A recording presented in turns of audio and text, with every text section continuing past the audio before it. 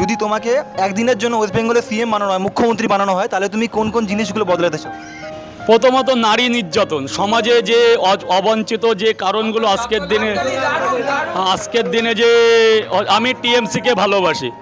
যদি কখনো রাজ্য বলতে না, যদি কখনো পার্টিগত থেকে আমাকে কোনো ইনভাইট করা হয়, প্রথমে একটা তীব্র প্রতিবাদ করব নারী সমাজ। কারণ নারী সমাজ আজকের দিনে যে মা, সেই বউ, সেই বোন, সেই নারী। নারী হলো দশভুজা, নারী হলো দুর্গা, নারী হলো কালী। মানে নারী জগতের আলো। নারী না থাকলে আমাদের পুরুষতান্ত্রিক সমাজ আসতে পারতাম না। আমিও কোনো মায়ের গর্ভ থেকে এসেছি, সেও একটা নারী। আমার মানে যা ফিজিক্যালি যা আমি ডিটেলই বললাম। কারণ আজকের দিনে সমাজে যা হচ্ছে, কাদম্বিনী থেকে শুরু করে বারাসাত, লালগড়, নেতাই, দীর্ঘ আমি পড়াশুনোর লাইফ থেকে শুরু করে 2010 থেকে শালবনী থেকে শুরু করে যেসব ঘটনা দেখে এসেছি, মানে শিউরে ওঠার ঘটনা।